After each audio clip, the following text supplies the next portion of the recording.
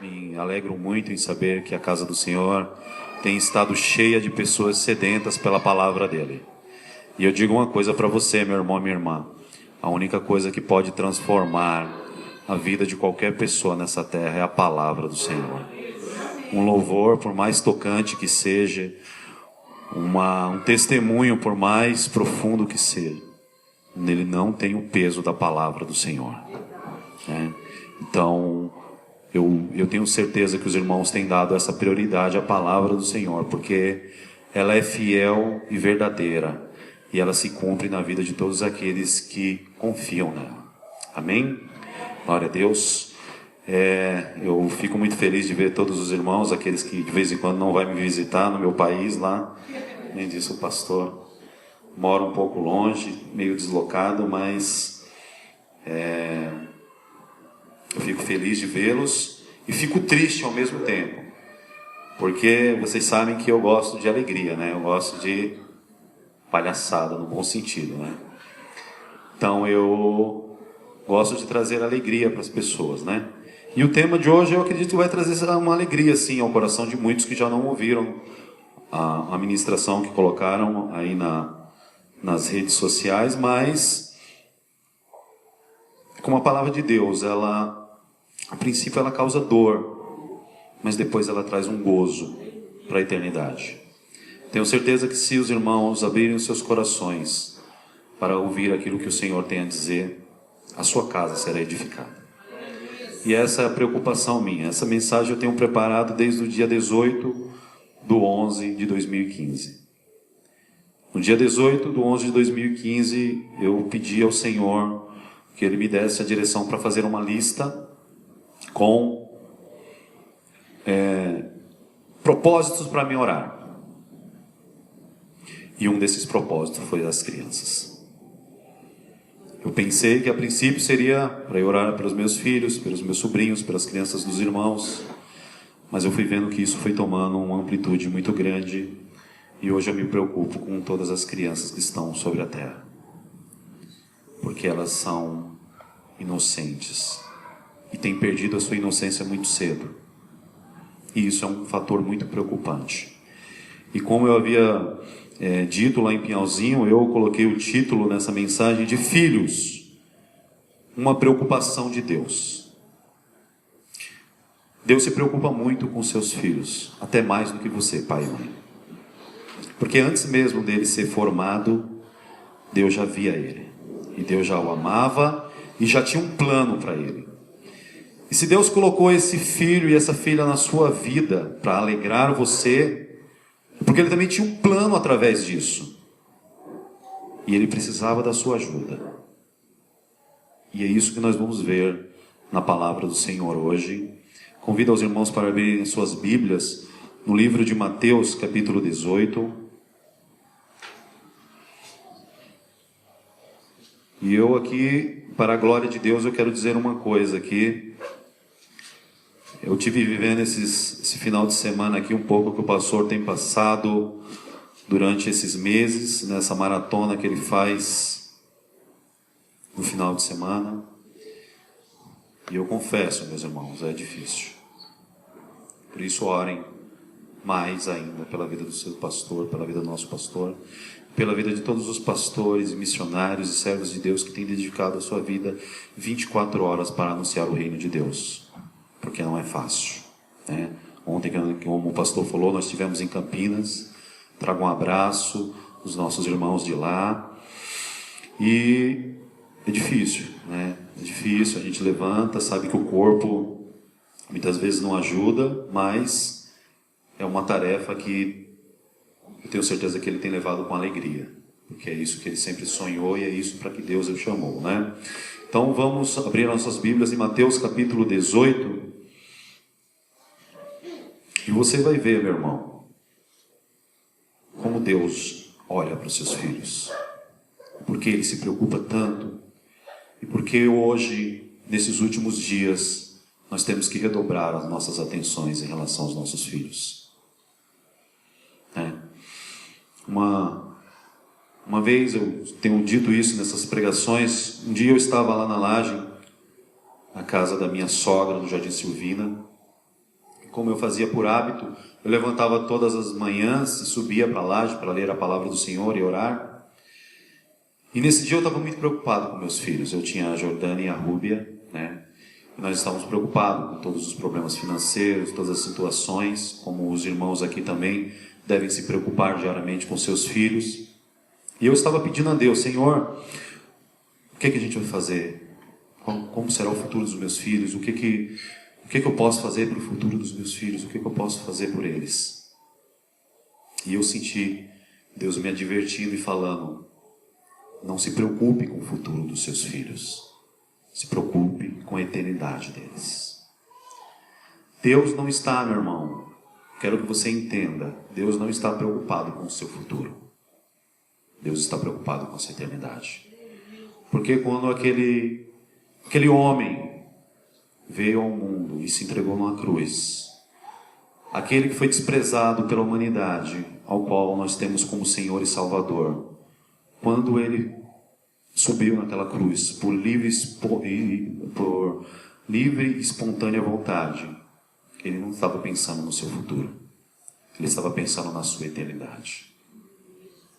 Era isso que ele queria, era esse alvo que ele queria alcançar na sua vida. E olha tantas pessoas que estão aqui hoje e que estão ao redor desse mundo, que estão esperando ansioso a vinda do nosso Senhor e Salvador, não para ter um futuro melhor, mas para ter uma eternidade. E é isso que eu quero que você entenda hoje. Deus está preocupado com a nossa eternidade, porque o diabo, ele também está preocupado com a nossa eternidade, e ele não descansa, ele não para, e ele deseja que muitas pessoas vão morar com ele na eternidade, só que ele não vai ficar do lado do nosso Senhor.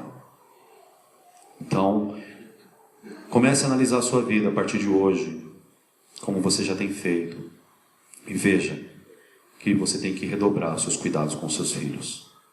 Porque muitas vezes nós estamos preocupados com o futuro, com o sustento, com o lazer, com o conforto, com tudo que a gente pode dar como pai, como mãe, com tudo aquilo que o nosso amor pode alcançar através do nosso sacrifício. Só que nós não olhamos para os nossos filhos como seres eternos.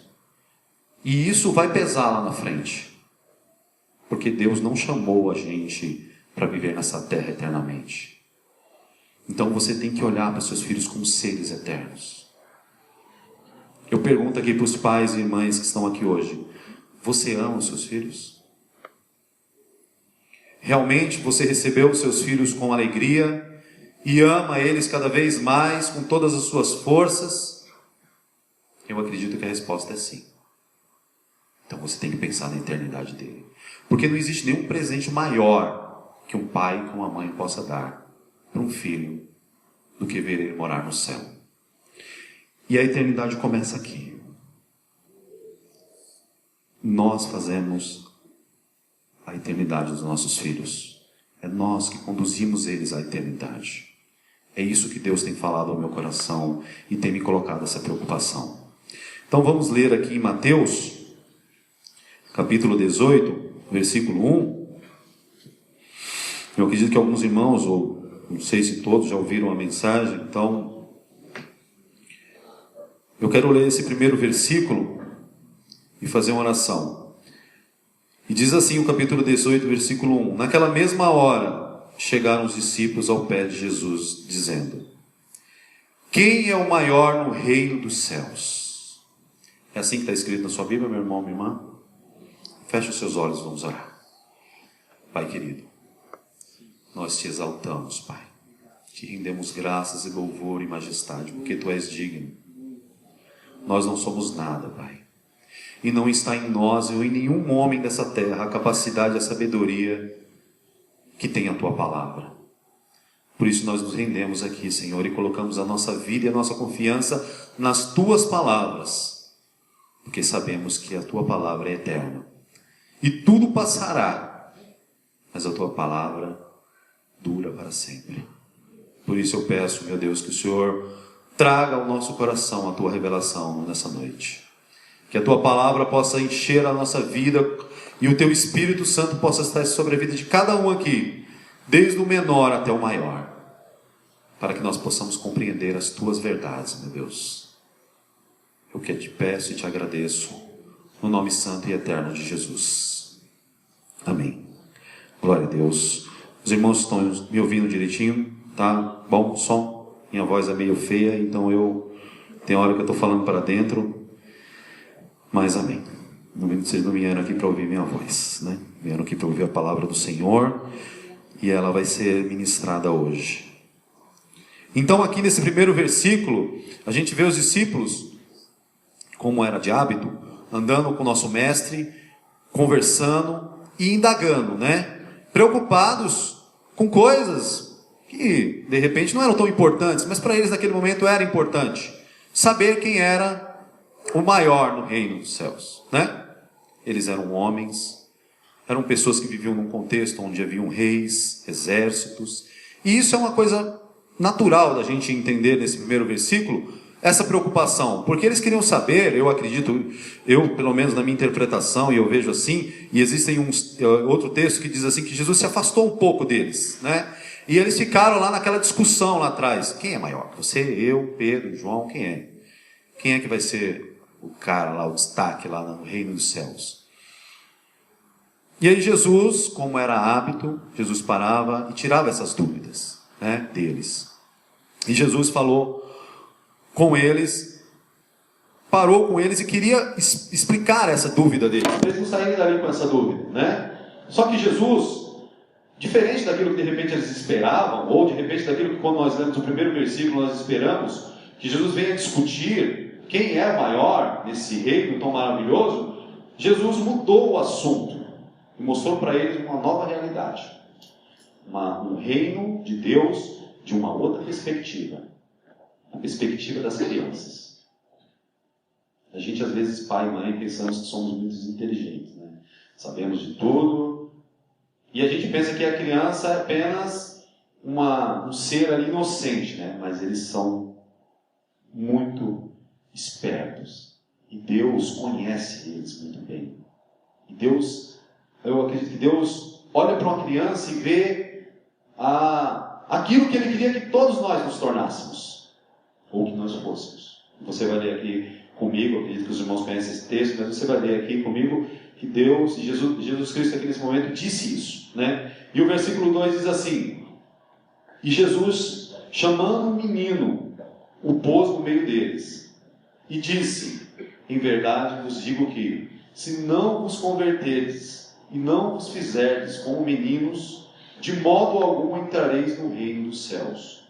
Portanto, aquele que se humilhar como este menino, esse é o maior no reino dos céus.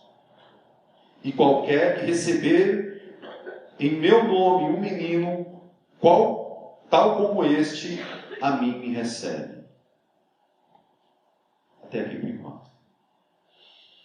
Parece que Jesus mudou de assunto, mas Jesus estava falando a mesma coisa.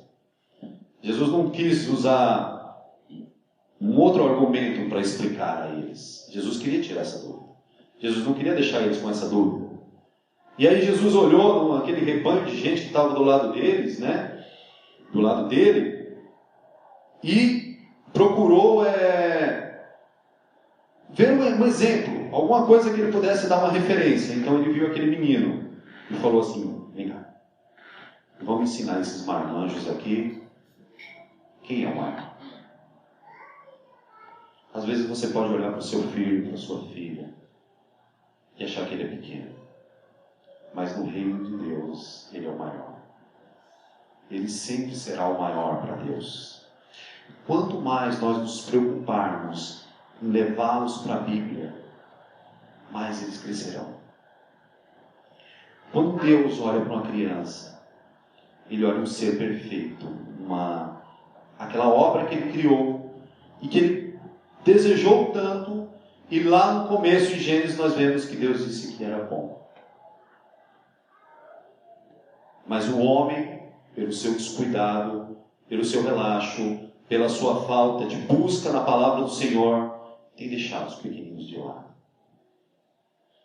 Eu sei que a vida moderna, tudo aquilo que nós vivemos, passamos como pais e mães, as nossas responsabilidades, nos sugam, nos tiram muitas vezes a vontade de estarmos mais tempo do lado dos nossos filhos. Os irmãos sabem que eu trabalho hoje no hospital, eu trabalho 12 por 36, eu trabalho um dia sim, um dia não. Então, no dia que eu estou no hospital, eu fico o dia todo lá dentro. E eu levanto de noite, saio de noite. Mas quando eu chego em casa cansado, pronto para tomar um banho, comer alguma coisa e deitar, eu me lembro que eu tenho filhos. Eu me lembro que tem os pequeninos ali esperando. E eles não estão preocupados, eles não estão pensando, poxa, chegou meu pai, chegou minha mãe, eles vieram de mais um dia de sustento, vieram trazer o sustento do trabalho para o nosso lar. Eles não pensam nisso. Eles olham para mim, olham para você e dizem assim, chegou meu pai, agora eu quero ele para mim. Agora eu quero a atenção dele, eu quero carinho, eu quero um abraço, eu quero brincar. Como o Arthur muitas vezes me chama, pai, vamos assistir desenho. E eu estou fadigado, não vejo a hora de fechar os meus 2 olhos. E ele quer que eu fique com os 2 olhos bem abertos e ainda comente aquele desenho, que muitas vezes é chatinho para mim, mas que para ele é a maior das alegrias. Eu tenho que ter isso. Eu tenho que ter esse tempo. Da onde eu vou tirar forças? Daqui, ó. Eu compreendendo a palavra de Deus e vendo que Deus se importa com eles. E Deus me impulsiona a me importar também com eles. Meus irmãos, Deus não nos chamou somente para sustentar a nossa casa. Deus nos chamou para edificarmos as nossas casas. E nós não edificamos isso somente com o sustento financeiro. Nós edificamos com oração, com leitura da palavra e com muito amor. E isso muitas vezes tem faltado. Espero que não tenha faltado no lar dos irmãos. Mas eu confesso aos irmãos que às vezes faltou no meu lar. Mas Deus me puxou a orelha e falou assim, olha, não é bem assim. A sua preocupação está indo para um caminho certo, mas não é esse caminho que eu quero que você tenha.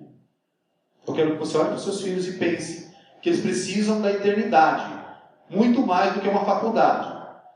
Que eles precisam da eternidade muito mais do que um carro novo.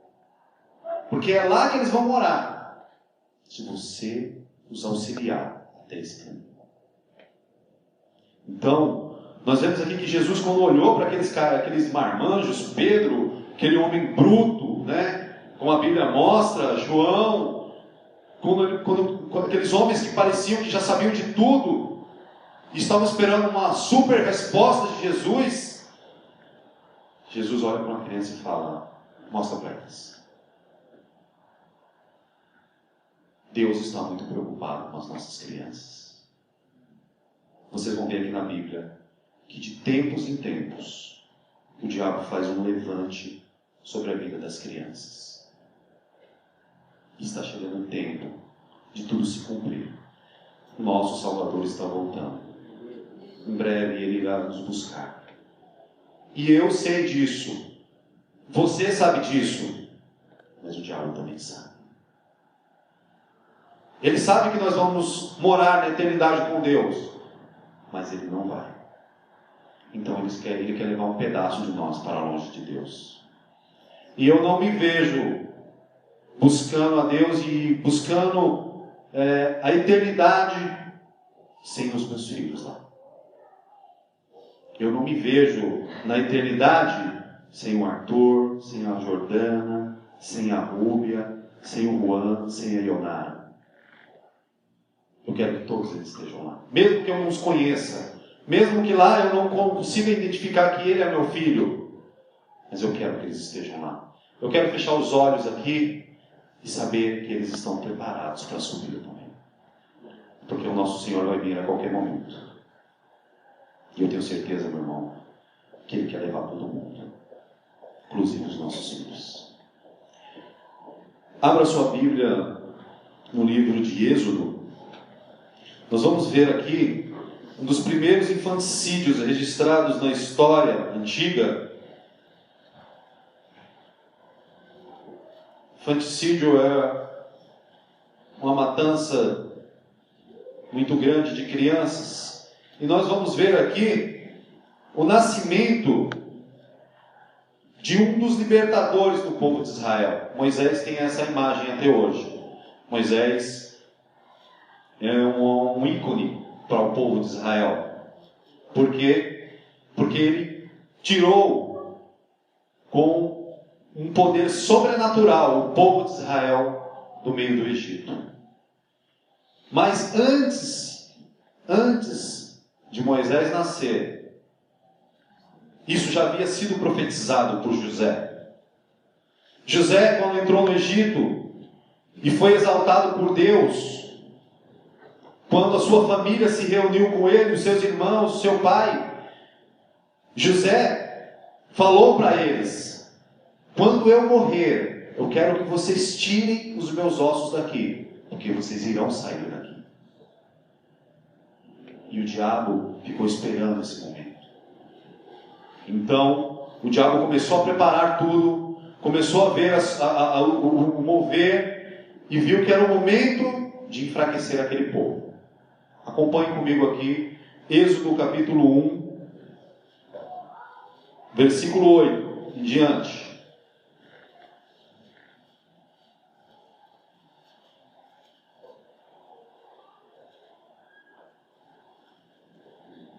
E diz assim a palavra do Senhor: e levantou-se um novo rei sobre o Egito, que não conhecera José, o qual disse ao seu povo: eis que o povo dos filhos de Israel é muito e mais poderoso do que nós.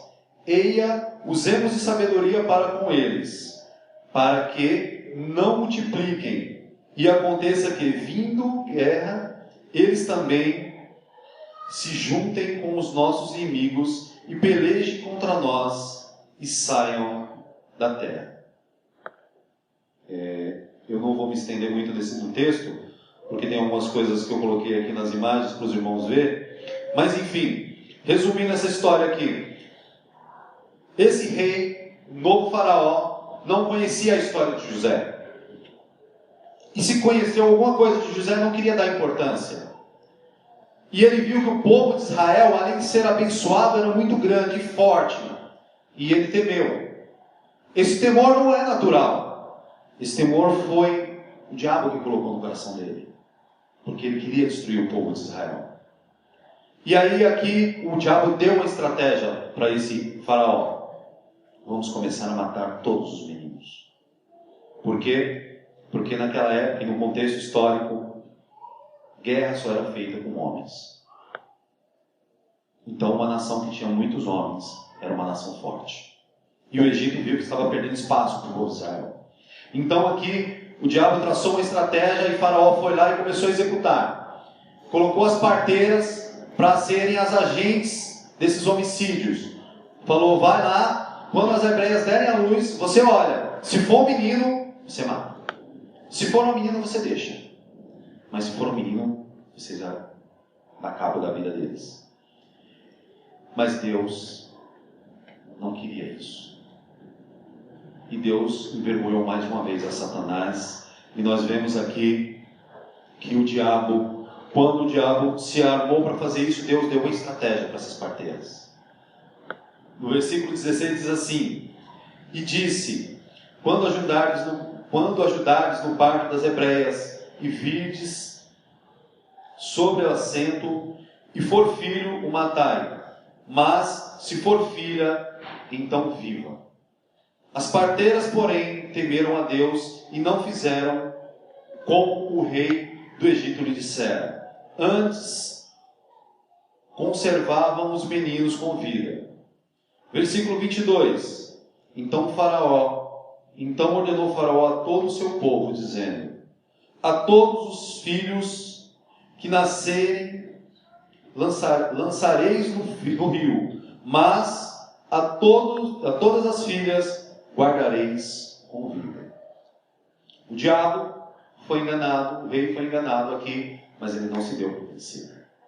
A estratégia dele, ele não ia acabar. Vem. Glória a Deus. Tá? Não. Tá pegando. Som 2. Melhorou? Som 2. Som é esse.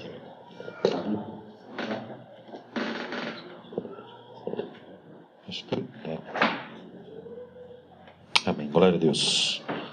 Glória a Deus. Deixa eu só o rapaz do som me ajustar o som que a gente comenta. Tudo certo? Amém? Glória a Deus. Então, voltando aqui para o texto, para a gente não perder o raciocínio. Quando o diabo viu que as coisas estavam indo buraco abaixo, seus planos estavam indo buraco abaixo, ele falou, não, então vamos partir logo vamos ser radicais, manda matar. E aí começou a matança. Mas aí Deus, com a sua maravilhosa graça, com aquilo que Ele sabe fazer de melhor, que é frustrar os planos do diabo, Ele pegou e reservou alguns. E um desses foi Moisés. E ainda colocou ele para ser filho da filha de Faraó, e Faraó ainda teve que criar, aquele menino, e depois nós conhecemos esse contexto dessa história, Mas dá para você perceber aqui que o diabo já começou logo pelas crianças. Ele não mandou matar os adultos, ele já queria matar logo as crianças. Se nós não nos preocuparmos hoje com as crianças, a igreja não terá futuro. Se nós não nos preocuparmos hoje em alicerçá-los e fortalecê-los, amanhã nós não teremos uma igreja forte. E é necessário uma igreja forte para esses últimos dias, porque nós iremos ver com os nossos olhos coisas que jamais nós pensamos que iria acontecer. É o que a palavra de Deus declara. Então nós temos que ter homens e mulheres fortes. E sabe onde é que estão esses homens e mulheres? Estão aqui sentados. Estão ali brincando. Estão na minha casa e na sua casa. São esses homens que Deus quer usar amanhã. Mas eu e você temos que colaborar com esse plano de Deus. Porque senão Ele irá cobrar de nós, como pais. Porque na esfera da paternidade, do lar, as nossas responsabilidades são canalizadas para os nossos filhos. Tudo que nós pensamos e fazemos é para eles. E por que não o reino de Deus também? Por que o reino de Deus não ser para eles também? Amém? Abra sua Bíblia, meu irmão, no livro de Mateus, capítulo 2. Nós vamos ver outro levante do diabo sobre as crianças. Glória a Deus. Acho que os microfones hoje não estão gostando de mim, não, hein? Será? Vou afinar um pouco a voz aqui para ver se eles param de tremer. Amém, glória a Deus. Mateus capítulo 2. Aqui é o nascimento de outro libertador. Nós falamos no primeiro texto lá em Êxodo que o diabo tentou matar um libertador. Um homem que libertou o povo de Deus do cativeiro. E aqui nós vamos falar da história de um outro menino. O nosso Messias. Aquele que veio para nos livrar do pecado. Aquele que nasceu para sobre ele levar o pecado do mundo. E para trazer paz de Deus para com os homens. Leia comigo o versículo 16.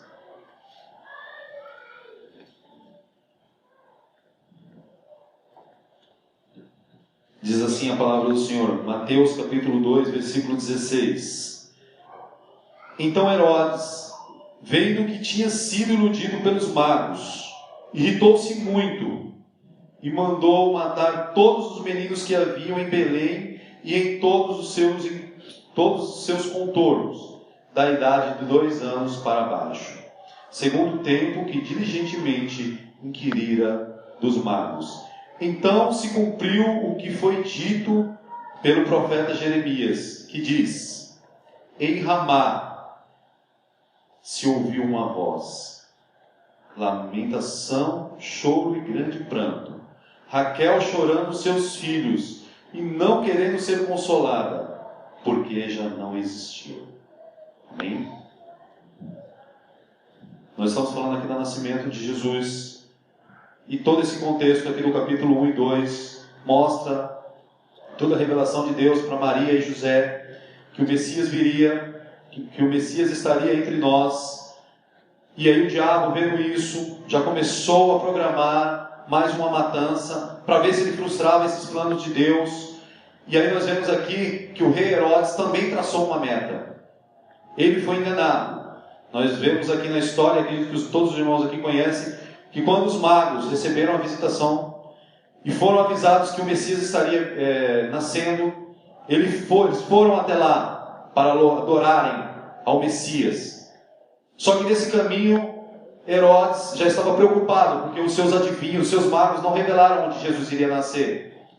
E aí, ele, sabendo que esses magos estavam indo, falou: olha, faz o seguinte, vocês vão lá contra Jesus, o Messias, e volta aqui e me fala, porque eu também quero ir lá adorá-lo, também quero ir lá presenteá-lo.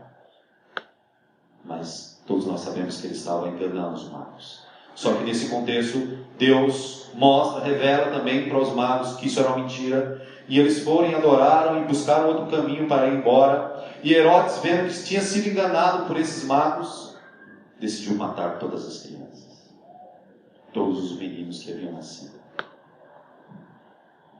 Deus está preocupado com as crianças de hoje, assim como ele estava preocupado com as crianças na época de Moisés. Como ele estava preocupado com o seu filho, ele está preocupado com os nossos filhos também. Quando Deus viu o seu filho pequeno ali, em meio a toda aquela tormenta, em meio a todo aquele levante de Satanás, o diabo, Deus também interviu, dando um livramento. E eu e você hoje estamos salvos, perdoados dos nossos pecados, porque Deus cuidou dessa criança. Você pode dizer para mim: mas era o filho dele. Mas era uma criança, estava entre nós e precisava de cuidados. Assim como o meu e o seu filho precisa de cuidados, assim como os nossos filhos precisam de atenção 24 horas. Não deixe de olhar para os seus filhos. Não acredite que tudo está bem. Mesmo que aparentemente as coisas ali estejam tranquilas, não deixe. Porque o diabo, ele está sempre buscando a quem ele possa tragar. Talvez talvez você, já estejamos maduros, já compreendemos a palavra do Senhor e sabemos como resistir ao diabo, mas as crianças ainda não. Elas, por mais inocentes e por mais puras que elas sejam, ainda precisam de cuidados, até crescer e começarem a andar com seus próprios pés.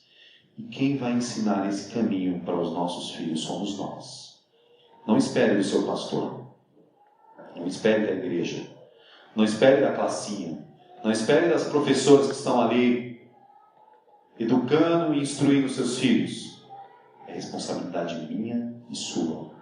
Sou eu e você que fomos chamados para evangelizar os nossos filhos, para pregarmos as boas novas aos nossos filhos. E eu vejo muitas pessoas preocupadas muitas vezes em levar o evangelho para fora, falar do amor de Deus para as outras pessoas, mas em casa os seus filhos estão ali de canto. E às vezes eles falam: moxa, mas eu sou crente, né? Eu vou na igreja, levo eles. Tá bom, mas nunca tá bom. Enquanto nós temos forças, nós temos que lutar pela vida espiritual dos nossos filhos, porque Deus assim pede. Ele precisa do auxílio e da ajuda dos pais, e Ele conta com a nossa responsabilidade sobre a vida espiritual dos nossos filhos. Porque se você não fizer, meu irmão, hoje, o quanto antes, eu não sei a idade dos seus filhos, mas enquanto antes você não lutar e não fizer isso, você está perdendo terreno para o diabo. Porque ele está montando todo o seu circo para trazer o seu filho para fora, não somente da igreja, mas para fora do reino de Deus. E isso eu acredito que nenhum pai, nenhuma mãe que está aqui gostaria de ver. Então, eu peço aos irmãos que redobrem as suas atenções sobre os seus filhos. Porque se a gente não fizer isso, nós teremos uma dor de cabeça muito grande lá na frente. Se nós não nos preocuparmos hoje em olhar o que os nossos filhos veem, ouvem, falam, andam, nós iremos sofrer amanhã. Porque filho é filho. Ele nunca vai deixar de não ser filho. E um filho, às vezes a gente pensa que eu tenho o seu Mário e Dona Vilma, que tem já filhos formados, pais de família, mas eles continuam se preocupando com eles. Porque são filhos, não deixaram de ser filhos depois que casaram. O meu pai e a minha mãe, o Alcides agora não é mais meu filho, só o Adriano. Eu continuo sendo filho. Ela me liga todo dia. Ela fala, você está bem, meu filho? Porque ela é minha mãe. Porque meu pai se preocupa comigo. E eu tenho certeza que os irmãos também se preocupam com seus filhos. Então nós temos que redobrar a nossa atenção. Temos que ser guerreiros contra as investidas do diabo. Eu queria apresentar algumas matérias que eu peguei na internet nesses últimos tempos. E eu quero dizer aqui de antemão para os irmãos que nada do que vocês vão ver são casos isolados. Eu poderia muito bem pegar alguns casos isolados e falar assim, isso aqui está acontecendo. E aí você fala assim, mas isso aconteceu uma vez, ou duas? Não. Tudo que a gente vai ver agora está acontecendo diariamente, a todos os momentos. E você vai ver que hoje o diabo está fazendo tanto quanto fez na vida dessas crianças. Amém? Glória a Deus. Glória a Deus. Essa primeira imagem aqui, você está olhando para esse homem, essa menina, você de repente deve estar pensando, acho que é o pai dela, ou com a cara que ele está aí, o avô. Mas não é. Esse homem é o marido dessa criança. Aliás, era o marido dessa criança. Essa menina tinha 8 anos. Essa menina morreu na noite de núpcia dela. Isso acontece diariamente. No nosso país, nos países islâmicos, em todos os lugares. Essa criança morreu, mas muitas outras que são dadas, ainda crianças, ainda pequenininhas, para monstros que nem esse. As que conseguem sobreviver vão trazer sequelas pelo resto da vida. Elas nunca mais serão crianças. Nunca mais. E isso, meu irmão, existem pesquisas que apontam que no nosso país, 54% de todos os abusos que são cometidos com crianças de 1 a 9 anos são praticadas por parentes de 1º, 2º e 3º grau. Por isso que eu digo para você, meu irmão e minha irmã, dentro da nossa casa, os nossos filhos também podem estar correndo risco. Por isso você, pai e mãe, tem que redobrar a sua atenção. Mas você está dizendo que de repente na minha casa tem um pedófilo. Não, mas às vezes estão entrando coisas na nossa casa que também podem levar as nossas filhas a serem violentadas. A violência não precisa ser somente física. A violência pode ser moral. Pode ser uma violência na sua alma. E tudo isso muitas vezes é irreversível. Se não for o poder e o sangue de Jesus sobre essas crianças, isso pode tornar lá na frente um adulto problemático. E uma pessoa que de repente possa até vir a conhecer a Jesus Cristo, mas vai ter que ter muito trabalho para estar e se restabelecer, porque os traumas de infância são muito marcantes. Eu digo para os irmãos aqui, com tristeza, que eu me lembro até hoje de um chute que meu pai me deu. Mas eu também me lembro de momentos bons que eu fiquei com ele. Mas esse chute me marcou. E hoje eu amo ele de todo o meu coração, com toda a minha força. Mas eu não consigo esquecer disso. E eu não falo isso para tornar o meu pai um carrasco. Não. Eu sei que ele tinha os seus motivos. mas isso me marcou. Então nós não podemos deixar as nossas crianças serem marcadas diariamente pelo diabo. Próxima imagem, por favor. Isso também tem acontecido. Eu acredito que os irmãos ouviram a partir de fevereiro casos alarmantes de microcefaleia, ou microcefalia. Isso também é um levante do diabo.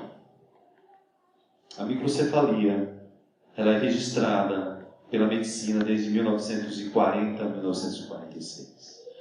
Mas nunca em larga escala como foi registrado esse ano. E nunca foi registrado da maneira que está sendo registrado. Pode passar a próxima imagem, por favor. Nós temos visto que o mosquito, esse mosquito aí que nós chamamos de mosquito da dengue, o Aedes aegypti, ele tem causado isso. Segundo os meios da saúde, os meios de comunicação da área da saúde, não somente no nosso país, mas em outros países, ele sofreu uma mutação natural e ele agora consegue transmitir outros vírus, inclusive o vírus da Zika e da chikungunya, Mas, enquanto eles estavam contando essa historinha para boi dormir e ninguém estava falando nada, tudo bem. Mas quando começaram a questionar, eles saíram de cena com essa história. E aí começaram a se levantar questionamentos. E existem duas linhas de pensamento hoje, científicas, que apontam que isso foi manipulado. A primeira linha de pensamento diz que houve, em fevereiro, ou melhor, desculpe, em 2014, houve uma vacinação em massa para as grávidas. Essa vacina não havia sido pesquisada e nem aprovada pela vigilância sanitária, mas mesmo assim eles colocaram em teste. E mais ou menos 90% das mulheres que foram vacinadas com essa vacina os filhos contraíram a microcefalia. Você acha que isso é apenas uma coincidência? A segunda linha de pensamento diz, isso é um grupo canadense, eles disseram que uns 2 anos, 3 anos atrás, o bilionário Bill Gates comprou um pedaço na Amazônia e colocou um laboratório. Esse centro de pesquisas era para desenvolver um mosquito que era estéril e queria fecundar as fêmeas. E como elas têm uma vida muito curta, logo não sendo fecundadas, morreriam e logo esses mosquitos sumiriam. Inclusive, eles têm uma sede aqui em Campinas. E esse grupo diz que isso é mentira. Não foi feito para o controle dos mosquitos. Isso foi feito para colocar esse vírus. Para que esse mosquito levasse esse vírus para os ambientes e para que as pessoas fossem contaminadas. Aí você fala assim, mas que relação isso tem com as crianças? Esses casos, independente de conforme foi o contágio, porque ele também é transmitido a partir do ato sexual, se um homem for contaminado pelo vírus e ele tiver uma relação e a sua esposa engravidar, essa criança vai nascer fatalmente com essa síndrome. Interessante que esse vírus, essa fórmula, que eles criaram, ela tem uma inteligência, porque ela não afeta o adulto. Você não vê nenhum caso de microcefalia adulta. E isso não afeta os indivíduos já formados, como afeta as crianças. Mas esse vírus ele é depositado na pele e ele corre todo o sistema e vai direto para o útero. Como o vírus tem uma inteligência tão grande, sabe onde é que está o útero? E mais, ele não causa uma deficiência, uma paralisia de membros na criança. Não, porque se nascesse, tudo bem, nasceu com paralisia, mas nasceu com a consciência, nasceu com raciocínio. Não, ele vai direto para o cérebro. Você vê aqui uma forma que o diabo tem de trazer as crianças defeituosas para esse mundo. Uma criança com essa síndrome. Essa síndrome ela não tem um índice de mortandade grande, não tem. mas as crianças se tornarão excepcionais para o resto da vida. O diabo tem lutado de todas as formas para destruir a infância, já dentro do ventre. Assim como Deus viu os nossos filhos dentro do ventre das nossas esposas, e ali Ele já consagrou-os, e ali Ele já separou-os, o diabo também está querendo tocar lá no ventre, porque ele quer que as crianças não sejam o futuro da igreja. Então, não existe nada. Inclusive, se você começar a pesquisar, você vai ver que muitas informações já estão saindo do meios de comunicação, porque eles não querem mais falar sobre isso. Isso, para mim, não foi obra do acaso, isso foi manipulado. Isso é, na nossa atualidade, uma das formas que o diabo tem usado. Pode passar, próximo, pastor. Aqui é o quadro dos países que foram infectados. Segundo os últimos levantamentos, cerca de 3 milhões a 4 milhões de pessoas estão infectadas no mundo. E o nosso país, cerca de 1,5 milhões de pessoas. Na maioria delas vão transmitir esses vírus para as crianças, e aí nós vamos ver muito mais casos. Pode passar, pastor, por favor. Aqui é outra forma que o diabo está usando nos nossos dias para destruir a infância das nossas crianças. Quando eu vi essa imagem, eu achei ela muito interessante. Eu separei essa imagem porque ela me choca muito. Nós estamos falando aqui da identidade de gênero. Hoje a ciência e muitas linhas de raciocínio que têm manipulado a sociedade estão dizendo que o meu e seu filho não nascem homem nem mulher. Eles não podem encarar a vida assim. E desde pequenininhos nós já temos que deixá-los decidir o que eles querem ser. Isso não é Bíblia. A Bíblia diz lá no início que Deus criou o quê? Homens e mulheres. São assim que eles vêm ao mundo. Independente do que eles queiram depois disso. Mas essa realidade ninguém consegue apagar. Eles foram feitos, homens e mulheres.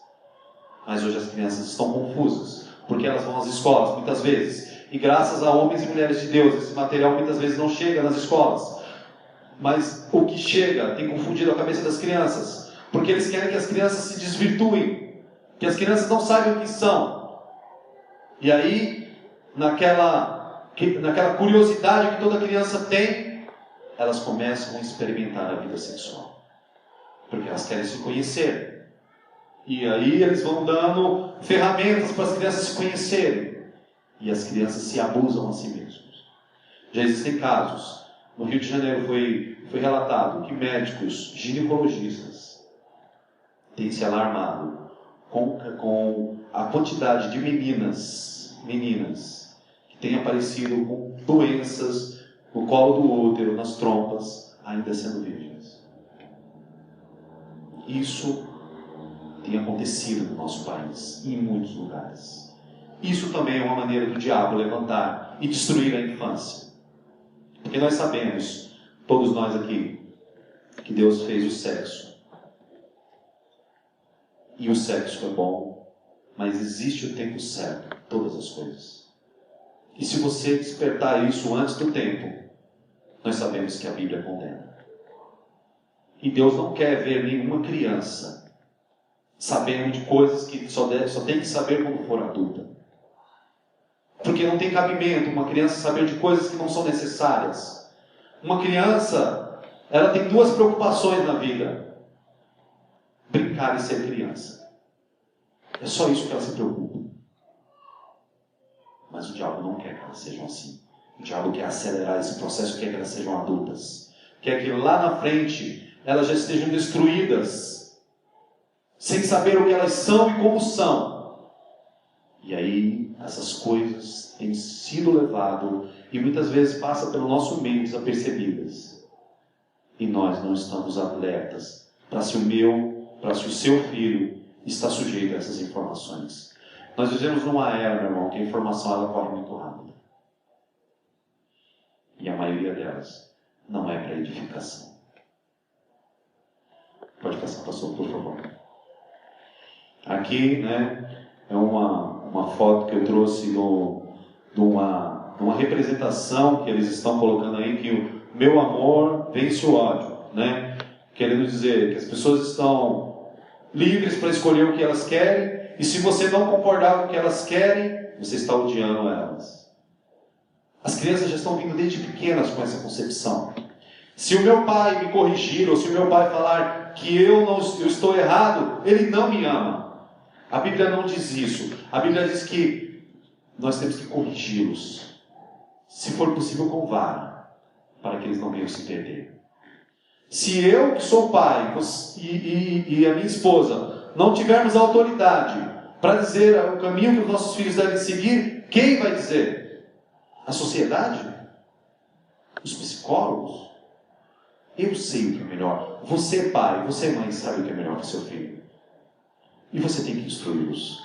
É responsabilidade nossa. Pode passar, pastor, por favor. Aqui é uma outra forma que eu encontrei e consegui enxergar de manipulação e para destruir a infância das crianças. Eu estou falando da internet. Eu sempre fui avesso a essa entrega ou essa busca muito prematura pelos meios de comunicação. Nós sabemos que isso é importante, nós estamos vivendo uma era digital, mas isso daí tem roubado a infância das crianças. E essa imagem, eu separei ela, porque vocês vão ver que nem tudo é como nós enxergamos. Talvez os irmãos não conheçam, ou talvez já tenham ouvido falar dessa expressão, chamada Deep Web. A parte dali, onde está o naviozinho ali ilustrado para cima, é a parte onde nós temos acesso, onde todos os habitantes da Terra que tem algum sistema de internet ligado à internet têm acesso. E olha que são milhares, milhões de páginas, de informações que correm sobre isso. Só que isso daí é 4% da internet mundial. O restante está ali, ó. Eles chamam internet profunda. É aqui onde moram todos os problemas. Eu e você não temos acesso a essas áreas. Essa área da internet era usada para pirataria, para tráfico sexual, homicídios, pedofilia em larga escala, para todos os tipos de coisas ruins, hackers. Vamos dizer que todas as pessoas que usam a internet para fazer coisas ruins, elas se alojam ali. E são páginas que todos os governos mundiais sabem que existem nos seus países, mas elas não conseguem controlar. Eu vi uma matéria esses dias que um hacker que vive nessas áreas aí, entrou no site, entrou no sistema da NASA, fez uma bagunça. E aí os caras conseguiram identificar e conseguiram arrumar a bagunça dele. Só que eles não quiseram bloquear ele. Sabe por quê? Porque se ele entrasse de novo e bloqueasse o sistema, ninguém poderia mais abrir.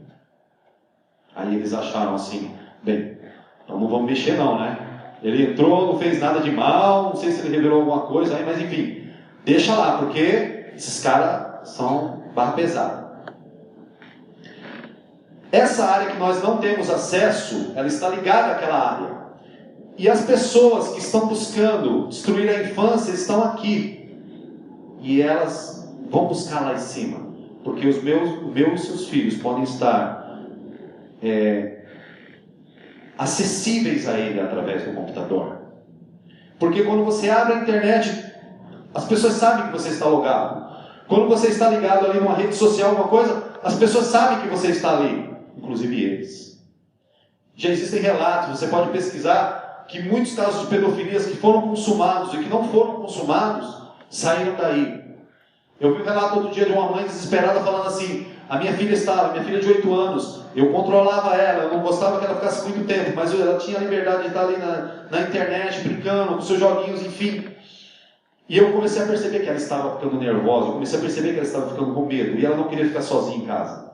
E eu perguntei para ela, isso a mãe falando, eu perguntei para ela, fui insistindo, e ela me falou que existia um homem que estava na internet, toda vez que ela abria um joguinho para criança, que nem esses joguinhos que tem nos celulares. Toda vez que abria, ele abria uma página e começava a conversar com ela.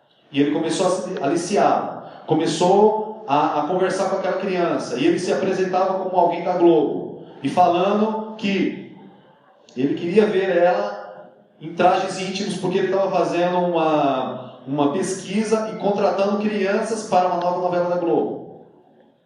Só que tudo isso era mentira. E a mãe dela começou a se passar por ela e começou a conversar com ele. E ela chamou a polícia, e os policiais começaram a armar. Ele já havia violentado várias crianças. Sabe por quê? Porque hoje uma criança de 7, 8 anos, ela pega o cartão de passagem, o dinheiro com os pais, e elas andam por aí sozinhas.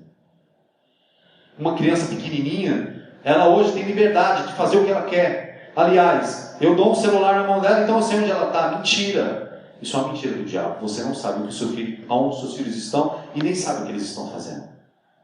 Se você não conhecer profundamente a vida do seu filho e você não estiver atento, você pode estar sendo enganado. E isso é preocupante, porque o diabo tem destruído vidas. Porque se o diabo tocar na vida dos nossos filhos, ele toca na nossa vida também.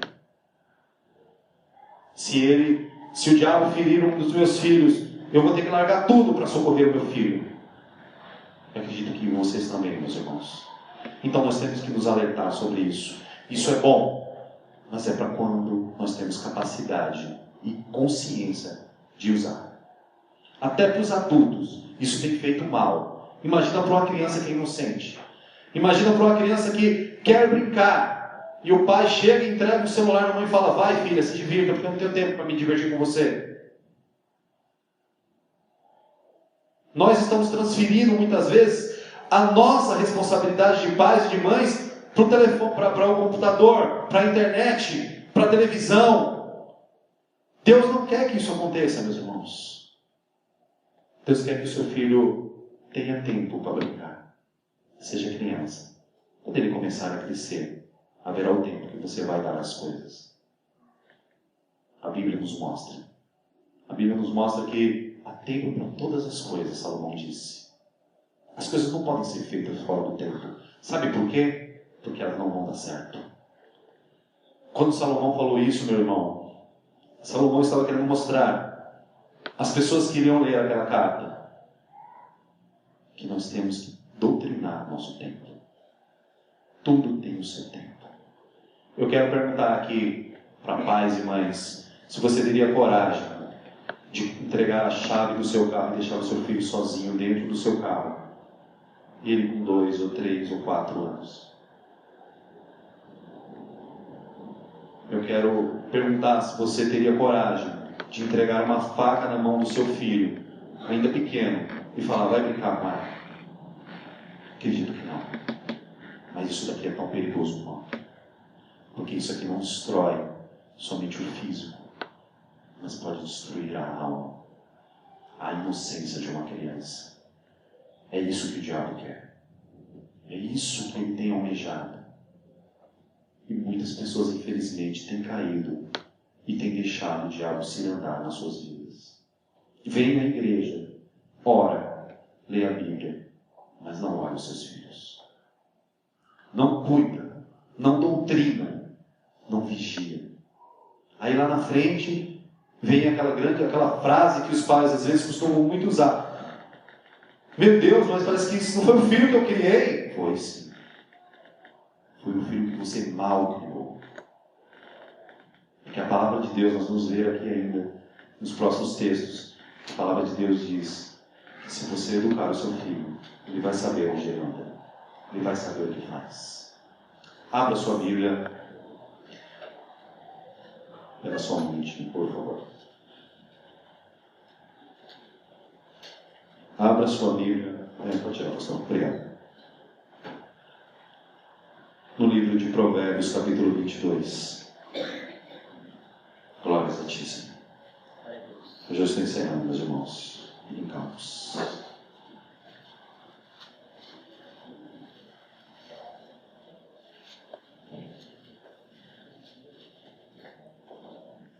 Provérbios, capítulo 22, versículo 6.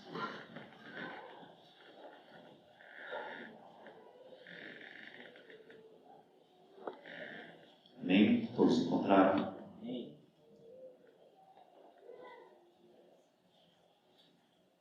Glória a Deus. Diz assim a palavra do Senhor, Provérbios capítulo 22, versículo 6. Educa a criança no caminho em que deve andar, e até quando envelhecer, não se desviará dele. Vou ler novamente. Educa a criança no caminho em que deve andar, e até quando envelhecer, não se desviará dele. É assim que está escrito na sua Bíblia, meu irmão. Salomão disse que nós temos que educar os nossos filhos. Isso não está falando de colégio. Isso não está falando de curso. Isso está falando da palavra do Senhor. É a palavra que nós temos que educar os nossos filhos. Nós somos responsáveis pela educação espiritual dos nossos filhos. Eu como pai, como mãe, eu como pai e a minha esposa, nós sempre nos preocupamos com a educação dos nossos filhos. É tanto que nós sofremos e padecemos muito financeiramente para mantê-las numa escola particular com princípios cristãos. Eu não ligo ser particular, mas tem que ter princípios cristãos. Por quê? Porque eu sempre vi isso.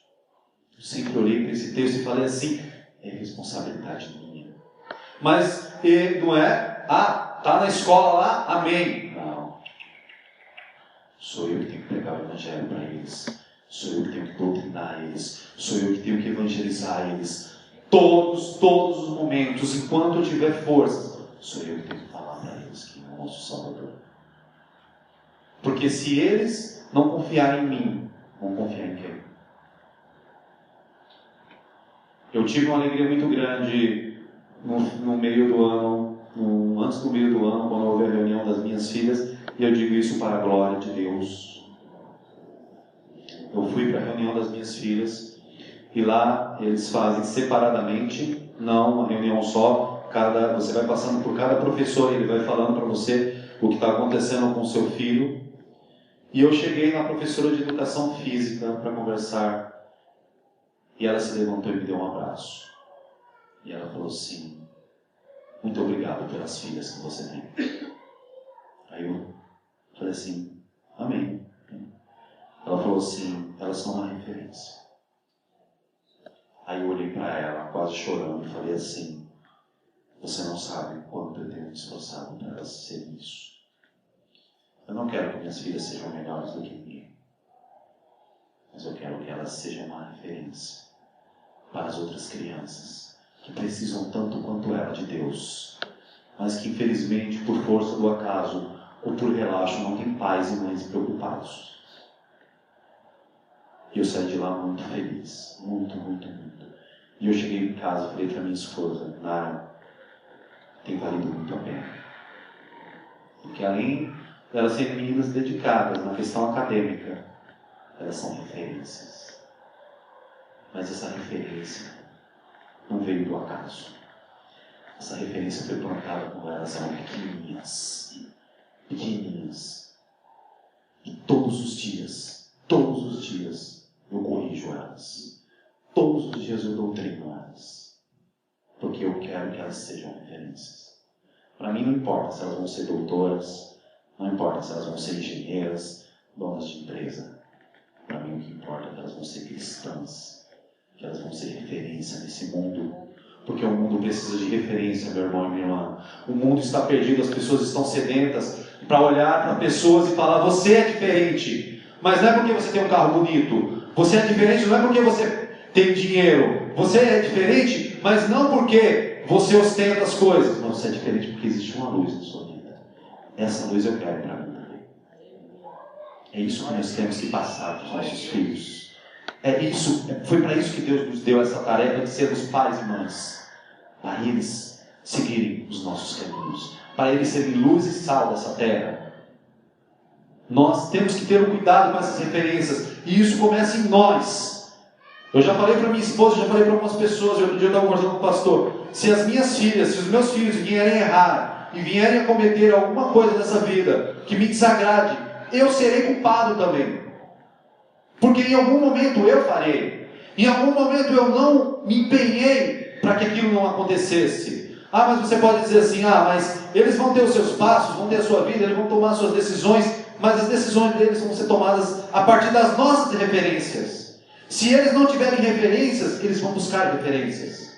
E aí, meu irmão, a gente muitas vezes vai encontrar com situações tristes.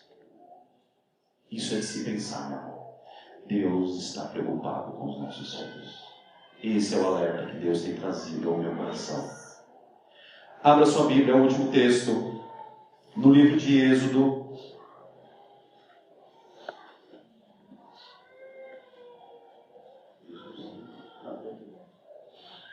Desculpe, meus irmãos, Deuteronômio 6, né? Eu estou sendo step dele, ele está sendo meu auxiliar, ele está me ajudando. Eu falei para ele, acho que ele não gostou muito, mas eu falei para ele, pastor, eu estou me sentindo um step seu. Né? A gente tem um step no carro, a gente nunca olha para ele, nunca dá valor para ele, né? Mas na hora que o pneu fura, ele tem que estar pronto. O meu, infelizmente, sempre está murcho, então eu sei que eu não posso contar com ele. Mas eu estou tentando, estou me esforçando para ajudar. Não, tem que ser, normalmente tem que ser, né? Mas é o pior, né? A gente deixa o pneu mais careca, mais feio, fala assim, vai lá que você vai ficar escondido.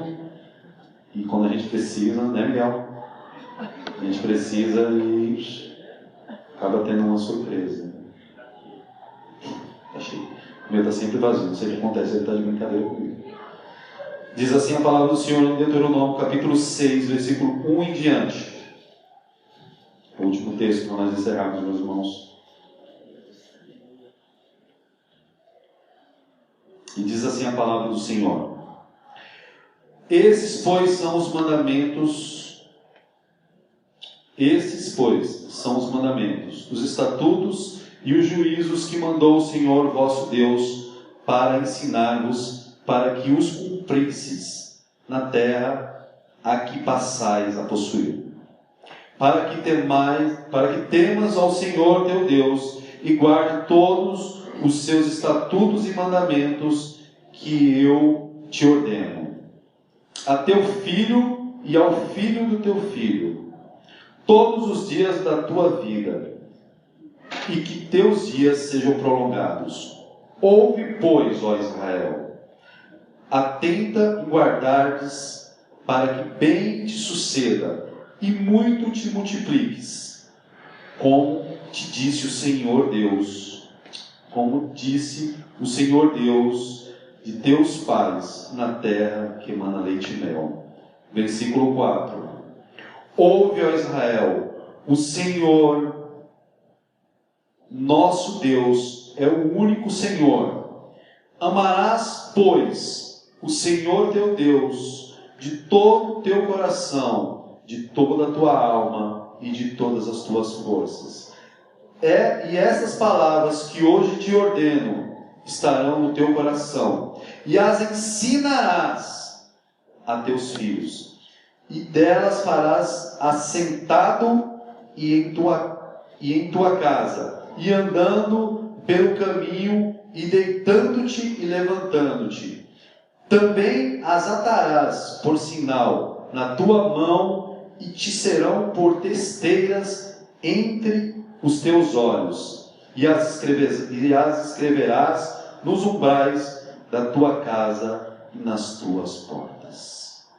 Amém? Você viu a preocupação de Deus? Ele disse que os nossos filhos têm que ser doutrinados 24 horas. Você está deitado, você está falando da palavra do Senhor para o seu filho. Você levanta, você vai estar falando. Quando você estiver longe, aqui no contexto, os judeus deixavam marcados na casa alguns pontos, umbrais, em alguns lugares. Por quê? Porque quando seus filhos passavam por ali, eles viam a lei do Senhor e eles temiam. A palavra do Senhor é clara. Os filhos dos nossos filhos têm que ser evangelizados. Eles têm que ser doutrinados. Eles têm que ser acompanhados. Porque senão eles podem se perder.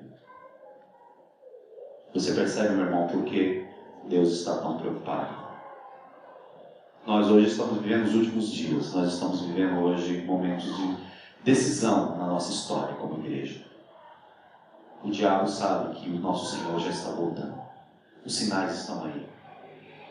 Não é porque eu estou dizendo, mas é que os sinais estão mostrando. E você pode ter certeza que nesses últimos dias o diabo vai fazer de tudo para destruir a infância. Ele vai fazer de tudo para destruir não somente os adultos, mas principalmente as crianças. E é de se pensar se os nossos filhos estão guardados. Se o meu filho está bem guardado. Não adianta somente eu sair pela manhã, impor a mão na cabeça dos meus filhos e falar que Deus te abençoe. Eu preciso pregar para eles. Eu preciso doutriná-los. Eu preciso amá-los e mostrar que existe um pecado e que existe um salário para esse pecado.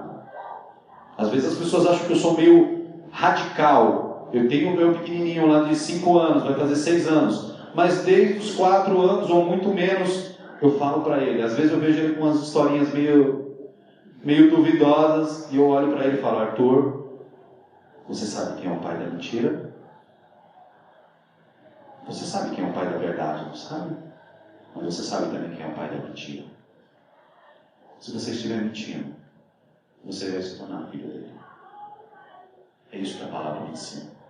E eu não posso dizer ao meu filho que tanto amo algo diferente. Eu não posso dizer para ele assim: faz aí o que você achar melhor. Se você fizer isso aí, você vai se machucar, mas é problema teu. Não posso fazer isso. Não no tocante à eternidade. Não no tocante à salvação dele. Porque nós não sabemos até quando estaremos aqui nessa terra. Talvez seja o último dia que os irmãos vão me ver. E aí? Quem é que vai falar isso para eles? Se eu não coloquei essa semente no coração. Que eles podem se esquecer dos caminhos do Senhor. Eles podem se esquecer dos mandamentos do Senhor. E eu não quero isso. E acredito também que os irmãos não querem isso. Amém? É isso que eu trouxe para os irmãos. Espero que Deus tenha falado ao seu coração, meu irmão, minha irmã. Espero que Deus tenha mostrado para você que Ele te ama tanto, tanto que Ele quer que você, a sua esposa e os seus filhos vão morar eternamente com Ele. Independente de que idade, nós não sabemos. Para encerrar, eu quero dar um testemunho que eu vi com os meus olhos. Ele é um pouco chocante, mas a palavra de Deus nos choca. Ela precisa nos chocar para que a gente acorde muitas vezes. Eu trabalho numa farmácia. Trabalho numa farmácia hospitalar, dentro de um hospital. E essa farmácia tem 2 unidades. Uma dela fica dentro do centro cirúrgico. E eu costumo ficar muito tempo nessa farmácia. E lá eu acompanho. Muitas vezes vejo pelos vidros as cirurgias que acontecem. Mas no final do ano eu vi uma das coisas mais terríveis que eu já tinha visto com os meus olhos. Eu vi um adolescente, um jovem, ser destroçado, ser desmontado, porque havia andado por caminhos que não devia. Esse jovem tinha 16 anos. Estava dentro de uma BMW a alta velocidade na Fernão Dias, sem o cinto de carona. Foi arremessado para fora do carro, bateu a cabeça no chão, quebrou o moço do braço só, mas não tinha futuro. Os médicos deixaram ele lá, mas foi diagnosticado como morte encefálica. E aí vieram equipes de Campinas, de São Paulo, porque ele era doador de órgãos e de ossos. E aí aquela mobilização do centro cirúrgico, equipes entram e equipes saem para tirar órgãos, isso, aquilo, outro. E a curiosidade do homem, às vezes ela leva a gente a ver essas coisas. E eu fiquei na porta e vi aquele jovem, todo desmontado. Da cintura para baixo, tiraram todos os seus ossos. E depois colocaram cabos de vassoura e costuraram eles para a sua família sepultar. Quando eu voltei para casa, eu fiquei pensando: Eu fiquei imaginando aquela mãe e aquele pai recebendo essa notícia. Não era isso que eles queriam. Tenho certeza. Não é isso que nenhum pai, nenhuma mãe quer ver. Mas aconteceu. Nós temos que doutrinar os nossos filhos. Quem falou que os nossos filhos não se desviariam não foi homem, foi Deus. E Ele é fiel e verdadeiro para cumprir a sua palavra. Se Ele disse que se você fizer a sua parte, Ele é fiel com aquilo que Ele cumpriu, aquilo que Ele prometeu, Ele vai cumprir. Mas se nós não fizermos a nossa parte, Ele não é responsável para cumprir aquilo que Ele prometeu. Amém? Agradeço muito a Deus. Como eu disse no começo, gostaria de estar trazendo uma mensagem mais alegre. Mas eu não vim aqui fazer a minha vontade. Eu nem sabia que eu vinha aqui. Então, se eu vim aqui, foi porque acredito eu que o Senhor me pediu.